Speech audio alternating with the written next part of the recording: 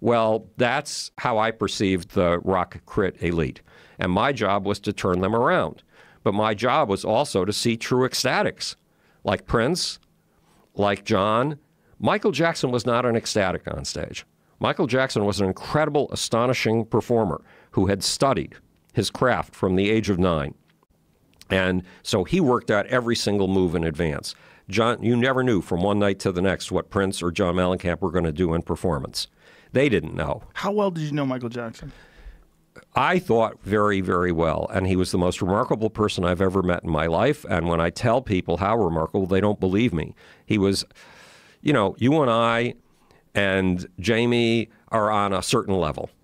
And we don't know we're on a certain level because we figured this is the range of humanity. If we go out and meet anybody on the street or even anybody famous, I work with Buzz Aldrin these days, what we're going to encounter is another person pretty much like us.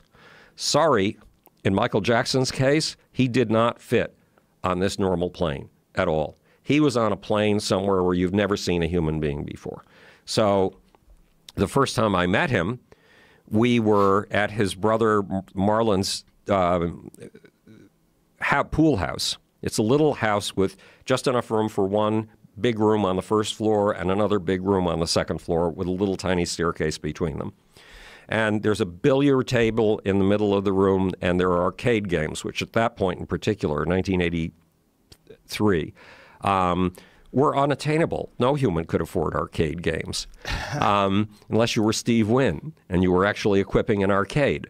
So we're in the middle, we're in this room, and Michael and I are standing next to each other. So his elbow is at his left elbow is at my right elbow. His left knee is at my right knee. And we have a meeting with the art director from CBS. I'm condensing the story. There's lots more. But we're having a meeting with the art director, and she walks in with 5 of the most gorgeous portfolios you've ever seen in your life. Hand-carved cherry wood, hand-carved leather. And these are from guys I know because I started in pop culture in the art business. And these were my legendary competitors. And Michael opens the first page of the first portfolio, and he gets a square inch into it, a postage stamp size piece into it. And he goes, oh, and his knees begin to buckle. And he gets another 2 square inches into it, just lifts the page a little bit further. Oh, he lifts it even further. Oh, Michael is seeing the infinite in in things that even the artist didn't see it with such infinity as Michael is seeing it.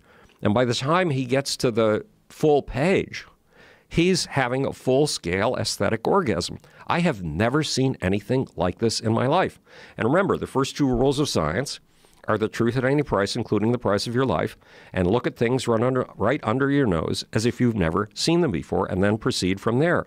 Michael is seeing the infinite in the tiniest of things, and you've never seen a human with this degree of awe, wonder, and surprise anywhere in your life. And I will never see another human like that again in my lifetime. Michael was beyond belief, utterly beyond belief. And his commitment to his audience, to the people he called his kids. Oh, God, I forgot to turn this off.